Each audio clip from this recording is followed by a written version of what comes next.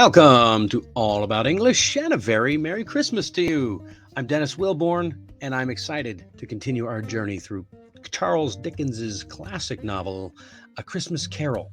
In this episode, we'll be starting Chapter 3, Part 1 of the story. So far, we've followed Ebenezer Scrooge as he was visited by Jacob Marley, his former partner, and the ghost of Christmas past, who took him on a journey through his past joys and pains. In this episode, we'll see what the second of the three spirits, the ghost of Christmas present, has in store for Scrooge. So get your hot cocoa ready and get ready to join me on this festive adventure as we dive in and see what it's all about. Here we go. The second of three spirits, Part 1. All right, as always, we're jumping into the vocabulary first and foremost. The first one is a noun. Grove. Grove, a small group of trees. We don't hear that very often, but it is nice to see. If you go out into the wilderness, you can use this vocabulary word. If you're out on a hike or walking through a park and see a small group of trees, you can call it a grove. We stop to rest in a small grove near the road. Yeah, they have those near the road. Sometimes they call those rest areas. Heap, a verb, to put things in an untidy pile. The books were heaped on the table. Yeah, just imagine. If you have children, I'm sure it's easy for you to imagine. All of the clothes end up in a heap at the end of the day, and you have to go take care of them in the laundry. Yep, I do it every day. Next, noun is a wreath. A wreath. This is something you've probably heard before because this is the season. Christmas wreaths are very popular. A wreath is something that's intertwined or arranged in a circular shape. She decorated her door with a wreath of yellow and red flowers. That doesn't sound very Christmassy. Most people use red and green during Christmas time. Often wreaths are made of, do you remember? Holly. Yeah, we talked about that a couple of episodes ago. Holly. But it is very festive. Usually there's plants, evergreen plants, and or ribbons and other things. All right. Peep. Peep. That's a verb. To look quickly and secretly at something. Yeah, that's a very good verb. You don't hear it very often. He was peeping through the keyhole to see if anyone was in the room. Peep. Yeah, looking like a secret. Like, I'm peeping through my fingers here. It's kind of like spy, but sounds a little bit less insidious. So, peep. Unless, of course, you're talking about a peeping Tom. There's not a good thing. A peeping Tom is a person, could be named Tom, could be not, who likes to spy on women doing things like showering and whatnot. Not very nice. Not very nice at all. All right. Next one. Dwelling. Dwelling. That's a good word. Noun. A dwelling is a house or an apartment in which someone lives. Yeah. This house has been the family's dwelling for many years. Yeah, dwelling. It makes sense because the main verb there is dwell. Dwell. Where do you dwell? That's an old verb to use the word dwell. So a dwelling is a place where someone dwells, where they live. The household refers to all individuals who live in the same dwelling. A household is all the individuals in the same dwelling. Their family home is a modest dwelling that was built almost 50 years ago. And finally, the developer is trying to turn the park into residential dwellings. Why not just say homes? Residential homes. Well, anyway, these days you probably hear that. All right, let's jump in with A Christmas Carol, Chapter 3, the second of three spirits, Part 1. Awaking, Scrooge found himself in his bedroom. There was no doubt about that. But it and the living room had undergone a surprising transformation. The walls and ceiling were so hung with living green that it looked a perfect grove. The leaves of holly, mistletoe, and ivy reflected back the light as if many little mirrors had been scattered there. Heaped upon the floor to form a kind of throne were turkeys, geese, game, brawn, great joints of meat, sucking pigs, long wreaths of sausages, mince pies, plum puddings, barrels of oysters, red hot chestnuts, cherry-cheeked apples, juicy oranges, luscious pears, immense 12th cakes, and great bowls of punch. Wow. Upon a couch sat a giant glorious to see, who bore a glowing torch, and who raised it high to shed its light on Scrooge as he came peeping round the door. Come in, and know me better, man.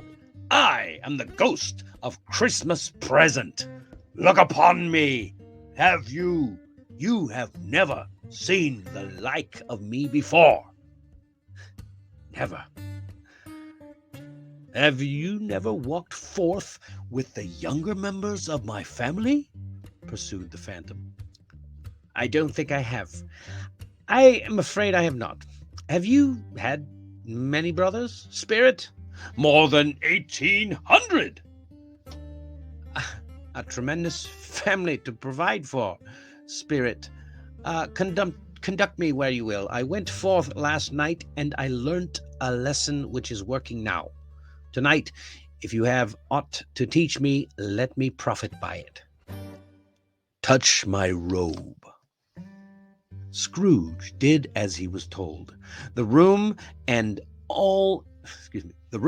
its contents all vanished instantly, and they stood in the city streets, upon a snowy Christmas morning. Scrooge and the ghost passed on, invisible, straight to Scrooge's clerks. The spirit smiled and stopped to bless Bob Cratchit's dwelling with the sprinklings of his torch. Then up rose Mrs. Cratchit, Cratchit's wife, dressed out in a twice-turned gown, brave in ribbons, which are cheap, but may make a goodly show. And she laid the tablecloth, assisted by Belinda Cratchit, second of her daughters, also brave in ribbons. Master Peter Cratchit plunged a fork into the saucepan of potatoes, and, getting the corners of his shirt collar, Bob's private property, conferred upon his son and heir in honor of the day, into his mouth, rejoiced to find himself so gallantly dressed, and yearned to show his clothes in the fashionable park. And now, two smaller Cratchits, boy and girl, came in, screaming that outside the baker's they had smelt the goose and thought it was theirs. Wow. So this is quite an image. We are just now seeing the clerk, and we're learning his name for the first time. We didn't learn that in the very first chapter. The clerk's name is Bob Cratchit. And not only do we don't see him, but we see his wife, Mrs. Cratchit, his daughter, his second daughter, Belinda, his eldest son, Master Peter, two other children, running in, screaming. I can just imagine, because I have three children myself, a boy and a girl, screaming that outside the baker's they had smelt the goose and thought it was theirs. Wow. So, first question, of course, how did Scrooge's house transform? Well, yeah, I mean, it went from being kind of cold and dark and dreary, you can imagine, with just one fireplace and little candle, to a grove surrounded with greenery and then, of course, what? A pile of food. The detail that he goes into. By the way, if you want to learn some good adjectives, there is a lot. to be had in this. Heaped upon the floor to form a kind of throne were turkeys and geese, game, brawn, great joints of meat, sucking pigs, long wreaths of sausages, mince pies. Okay, so we've got, there's no adjectives here. We're just talking about the animals, the turkeys and geese, the game. Game is wild animals that people hunt and catch. Brawn, muscle, joints, it has muscle meat, great joints of meat, sucking pigs. That's little child baby pigs. Long wreaths of sausages, mince pies, plum puddings. Here we go. Barrels of oysters, red hot chestnuts, cherry-cheeked apples. Cherry-cheeked means they're nice and red, right? Juicy oranges, luscious. There's a great adjective for you. Luscious pears, immense 12th cakes. I'm not sure what a 12th cake is, but you can look it up yourself. And great bowls of punch. Now, we're not talking like great, wow, it's wonderful, it's great. No, we're talking huge, big, giant, great bowls of punch. There you go. That's one heck of a transformation. And who was sitting on Scrooge's couch? We know that already. The ghost of Christmas present. Yes, and he was not very meek or mildly, was he? Where did the ghost take Scrooge? Now, in the fuller version of the story, again, if you want to hear that, if you want me to read that, leave a comment. We'll see if I can find a nice full version, unabridged, and have a special of that one. In the full version, he visits many different places, but in this, we get straight to the most important house, which is the Cratchit's house. And what was the Cratchit family doing? Yeah. They were setting the table. They were getting everything ready to go for what? Well, we have to assume that it's for Christmas dinner. Christmas is a big deal. All right, language practice. Again, you can practice some additional vocabulary. See if you understand it from the context of the story. True or false. See how much you understood. And finally, let's go with the addition here. The question I have is, what do you think the ghost of Christmas present will teach Scrooge? And of course, what do you think Scrooge learned from the ghost of Christmas past? I normally only ask one question, but I think these two go together very well. What did he learn from the past, and what will he learn from the ghost of Christmas present? Well, leave a comment. Let me know what you find out, and let me know what you think. Remember, this is the end of my videos for today. This was episode 14. You'll have to come back tomorrow to see what else is going on with Scrooge and the Cratchits. Thanks for joining me on this reading of A Christmas Carol by Charles Dickens. And if you want to continue the story, just click on the box right over there. I am always grateful for your support, so please remember to like and subscribe for more from All About English. Merry Christmas.